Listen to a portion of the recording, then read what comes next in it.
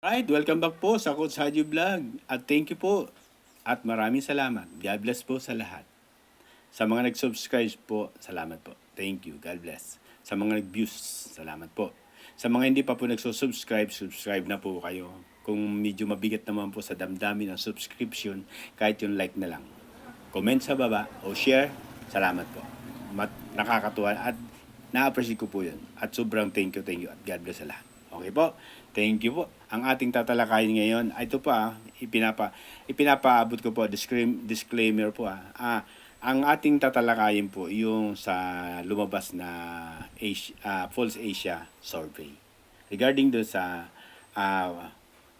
pagbaba ni BBM doon sa survey na yon, yung first quarter. Tapos, susundan din natin yung kakibat doon, kasunod na rin nun yung survey regarding sa Chacha. Diba? Kung anong klaseng porsyento ang nakuha ng Chacha doon o anong ayaw ng mga tao. Okay? Yung sa survey natin sa approval rating ng ating BBM, tapos yung kanyang trust rating. Yun ang tatalakayin natin. Okay po? At magbibigay tayo ng kaunting opinion doon sa bandang huli regarding doon sa kaganapan na bakit nangyari yun. Okay? God bless po. Simulan natin. Base doon sa lumabas ng False Asia Survey sa first quarter. Ito, mapagkakatiwalaan po talaga itong False Asia at saka yung SWS. Kasi matagal na po sila. Tapos, yun yung tinatawag po na may scientific method talaga sila dyan regarding sa pagsusurvey. Diba? At alam naman natin, noon pa talagang pag nilabas nila, sobrang napakali. May alam naman natin na may siya, may error, di ba? Base doon sa mga inilabas nila, 0.2% may margin error talaga. Nobody's perfect may nagkakamaliran pero napakalit lang, almost 2.2% margin error siya. Kaya ito yung nilabas niya ito sa first quarter, okay? Ito yung kunin natin sa first quarter ng kanyang kung bakit bumaba ng double digit si BBM, okay? Ito. Yung first quarter, dati, yung approval niya, yung approval rating niya ni BBM, dati, 68. Mataas po yan. Mataas talaga yan. 68 po siya. Pero ngayon, yung nilabas ng False Asia ay nagpi-55% na lang siya. 55% na lang po. Bumaba ng double digit po ang BBM regarding do sa inilabas ng bagong survey. Tapos yung sa approval po yun, sa approval rating siya. Tapos doon almost 13% yung ibinaba niya, 'di ba? Doon sa approval rating niya. Tapos yung bumaba rin yung kanyang trust rating. Bumaba rin. Almost 16% yung ibinaba niya. 16%. Dati po kasi yan si BBM, ang kanyang trust rating ay pumapalo ng 73. Mataas po yan. 73% yung trust rating niya, di ba? Tapos nangyari ngayon 57 na lang, di ba? Kasi bumaba nga po ng bumaba talaga siya ng 16%. Okay? Ganun kalaki yung ibinaba niya, nag-double digit yung pagbaba. Okay? Tapos ang matindi pa dito, yung sa Mindanao niya, yung sa Mindanao sa Mindanao mismo, dati po kasi sa Mindanao, pumapalo siya ng 32%. 32. Ngayon po 22% na lang yung kanyang sa Mindanao, yung sa survey ng False Asia. Dati 32 siya dyan. Maganda yan. Kasi, di ba, yung Uniteam, sinuportahan ng Sara, DP Sara, tsaka talagang malakas talaga yung mga Duterte dyan sa may parting Mindanao, di ba? Kaya pumalo siya ng 32 dyan. Pero ngayon, 22 na lang. Pero ipinapaunawa ko po, itong survey na to, hindi pa yung kasama ito yung yung paglabas ng mga controversy o mga nilabas ni Maharlika na mga atake o mga tinatawag na mga nilabas na mga bagay na issue. Hindi pa to kasama dito. Kaya yun nga, abangan natin. Once na nailabas, ay naisama na yun, baka sa akin lang baka bumaba pa. Kasi ang laki ng impact nun di ba? Baka bumaba pa siya diyan. Tapos, yung sa Class A, yun yung may pinakamaraming boto, yung Class A, di ba? Nandito, reject siya sa Class A. Samantalang yun yung may pinagmumula na may pinakamalaking boto. reject na siya dyan. Dala nung mga kanyang mga biyahe-biyahe nila mag-asawa. Yun yung mga negative talaga. Naging negative sila dyan. Bali, reject siya dyan sa class A na yan. Reject na sila sa dyan. Yung, no, hindi siya nagbibigay ng reaction kasi doon sa mga bagay na yon, di ba? Hindi siya nagbibigay ng pahayag yun sa mga reaksyon na ibinibigay yung tungkol sa mga biyahe-biyahe nila. Yun, reject sila dyan sa class A. Okay? Ito pa, di ba? Iyon, ang bagay na yon, di ba? Medyo mabigat yon. Yung pagbaba ng kanyang approval rating, ang kanyang trust rating, mabigat yan. Di ba? Mabigat yan sa isang pinuno na talagang, di ba? Siyempre, pag isa kang pinuno ng bansa, kailangan mo mataas yung kuha ng mamayan sa'yo. Di ba? Pagtitiwala po. Pero pag ganyan bumubulusok pababa, mahirap po siyang tingnan mabuti. Kaya iwan ko kung anong strategy ng administration ito para bumalik sa dating taas, di ba? Okay? Ito, bibigyan ko po ng kwento, ng opinion regarding to bakit ganito ang nangyari, di ba? Ito yung opinion ko lang po hindi po ito nagre-represent sa ibang opinion. Opinion ko lang po ito at reaction ko lang po, okay? Dito po kasi sa nangyari na to, bali ang nangyari to, bakit bumaba ng double digit? Nagdo-double digit, 2 digit ang ibinabayad sa kanya, di ba? Ito kasi yung nangyari. Lalo na yung sa Mindanao na dating 32, naging 22 na lang. Ang bigat niyan. Bakit? Siyempre, laking bagay 'yan. Ang laki ng pagmumula ng boto ng Mindanao. Malaking kwan 'yan.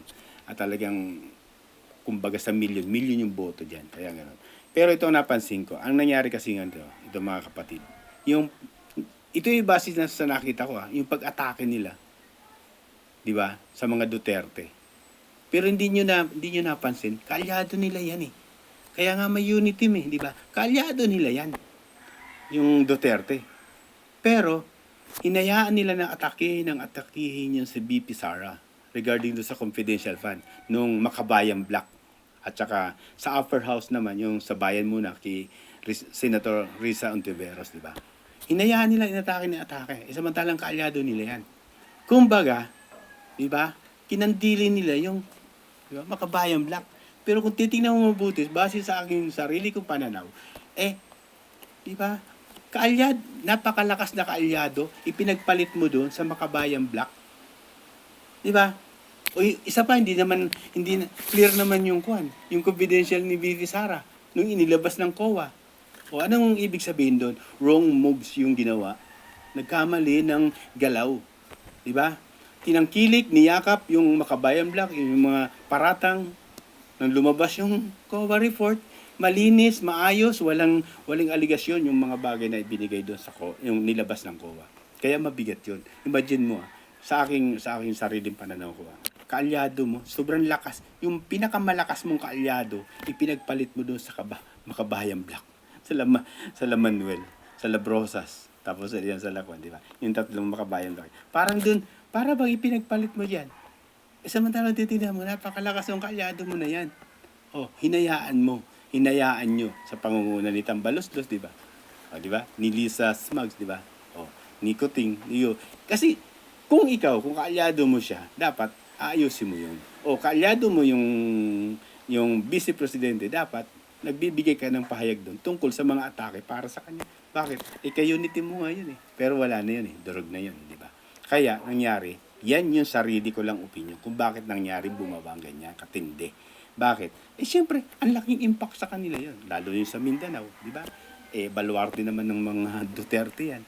Nakakakuha pa rito sa Luzon, di ba? Ang napansin ko, yun nga po, parang ipinagpalit ng Makabayan Black. Parang pinalit ni BBM yung Makabayan Black o ni Tambaloslos, di ba? Doon sa mga Duterte, na kung titingnan mo, napakalakas na kaalyado yung mga Duterte. Yan ang mabigat doon, di ba? Yun ang isa sa mga nakikita ko at napapansin ko na hinayaan nilang banatan si BP Sara. Siyempre, nag-react na yung tatay, yung mga kapatid, di ba? Pero kung titingnan mo mabuti, sobrang lakas na kaalyado. Pero bakit ipinagpalit doon? Ewan ko kung anong strategy meron sila, di ba? Pero sa akin lang naman, wrong moves yun, di ba? Sige nga, ikumpara mo nga doon sa Makabayan Black, tapos yung mga Duterte, Mindanao. Kung ikaw tatanungin, di ba? laking impact niyan. Bakit? Lakas ng kaalyado niyan, di ba? Yan. Yan yung isa sa mga binigyan natin reaction, yung pagbaba ng kanyang sa Pulse Asia. Doon sa approval, trust rating, di ba?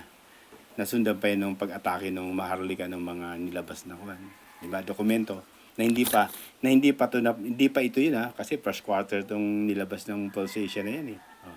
Hindi pa yan kasama doon sa mga inilabas na mga controversial na katulad nung expose ni Maharlika. Pag lumabas yun, di ko lang alam baka dumaos-dos pa, di ba? Kaya yun ang tingnan natin sa susunod na survey, okay? Tapos yung ating susundan, yung isa pang survey, yung sa kwan.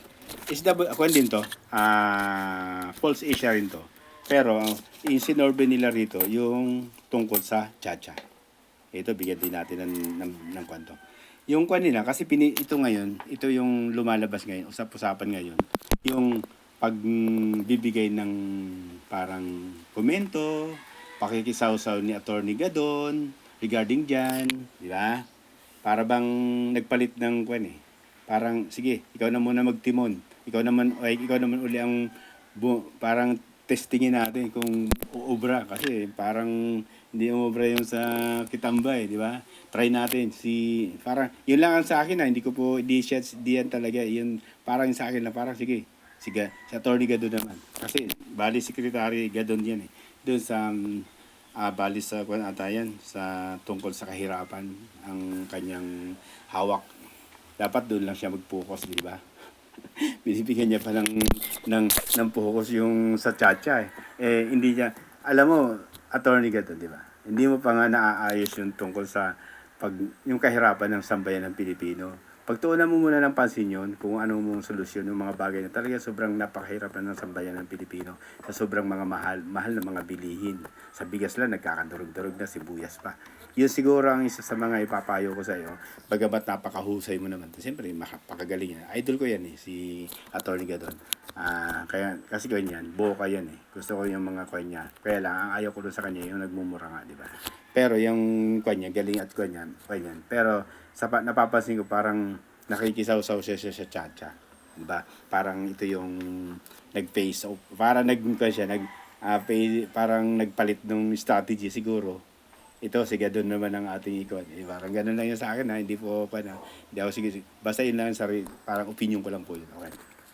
Basta doon kasi sinilabas doon, ginagalaw ni Attorney Gadon yung Chacha. Parang sinusulong niya, di ba? Nabuljak nga dyan eh. Parang nayari siya dyan eh. Imagine mo, Attorney Gadon, yung survey ng Pulse Asia, kita mo naman, 88% ayaw sa Chacha. Diba? Ayaw sa Chacha ng mga taong bayan. Ayaw sa Chacha. Gusto nyong ipilit at ipilit. Tataka ko talaga sa inyo, diba? Kapag kayo nakaupo, nakaposisyon na dyan, hindi kayo nakikinig sa taong bayan. Naglabas na ng resulta, naglabas na ng survey, o naglabas na ng kanyang discosto, parang ayaw ng mga sambayan ng Pilipino. Sorry, doon sa nabubulol tayo. Disgusto. Ayaw ng mga Pilipino. Pinipilit nyo. Disgusto. Yan. Ayaw ng mga Pilipino, pinipilit nyo. Sinusulong nyo pa rin. 88%. Napakataas. Ayaw ng mga Pilipino. Ano ba talagang plano nyo, di ba? Kasi economic daw. Yun nga. Provision yung gagawin. Parang siya na uli naglalabi ngayon. Siya ikon yung Chacha. Makinig po kayo sa mga taong bayan. Nagsalita na sila, 88%. Ito, sinasabi ni Guan, di ba?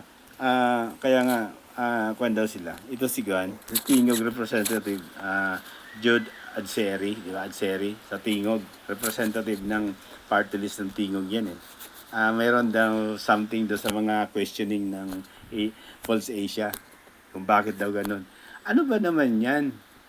Professor Jude Asedri, kapag naglabas ng result ang Pulse Asia na panig sa inyo, tanggap nyo.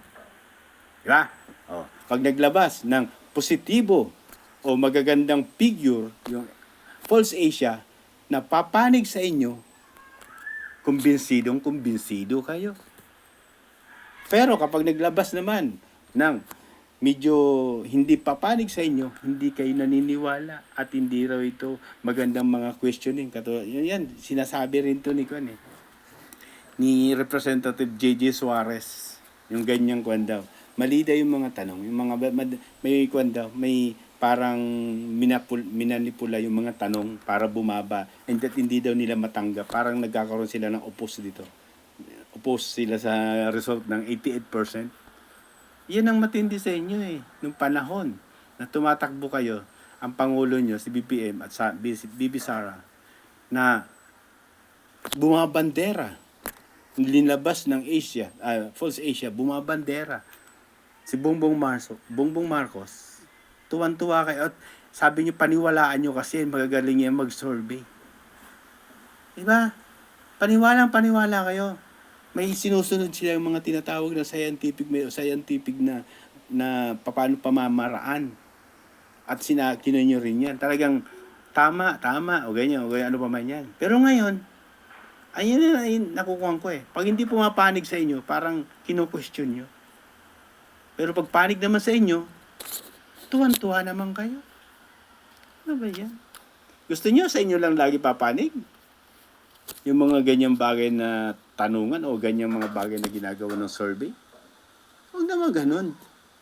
Tapos bibigyan nyo ng issue. Sinabi nga nung kwan, yung kwan ng False Asia, si Ronald Holmes. Yan. Shout out, sir. Ronald Holmes. Good luck. Thank you dun sa result na ginawa nyo po. Ako, paniwala ako sa kwan Si Ronald Holmes. Sabi niya, 20 years na nilang ginagawa yung tanong na yan regarding sa Chacha. Imagine, 20 years na nilang tinatanong yan. Talagang ayaw ng mga tao. Tapos sasabihin nyo, yung mga questioning. Matagal na pala nilang kinuha niyan. Almost 20 years na nilang tinatanong sa mga tao. Ayaw nila ng Chacha. Ba't hindi kayo makinig? At pinipilit nyo yung gusto nyo. Di ba? Yan ang mahirap sa inyo, di ba? Nagsalita na yung taong bayan tungkol sa pag-aayaw nila sa Chacha. Gusto nyong ipilit ng ipilit. Ano ba? Di ba? Dahil meron kayong mga tinatawag na hidden agenda. Pagpapalawig ng termino. Di ba? Maging Prime Minister. Hanggang umabot doon sa kwan. Para pag lumawig yung termino nyo, aabot yan doon. Hanggang doon sa mga Pamilya Incorporated. Hanggang sa dulo, hanggang sa anak ni Lisa Smag. Para umabot kay Sandro Marcos. Yeah. Yun yung mga plan di ba? Nabase doon sa napapanood lang natin sa stream media na yan di ba? Yun yung mga konyo para umabot. Piniprepare nyo na. Ayaw nga ng tao. Pinipilit nyo. Di ba? Yun ang isa sa mga hindi ko nagugustuhan talaga. Sorry po. Makinig po kayo sa taong bayan. Nagsalita na 88% ayaw nila ng Chacha. Ba't hindi kayo nakikinig? O, diba? Tapos bibigyan nyo ng issue.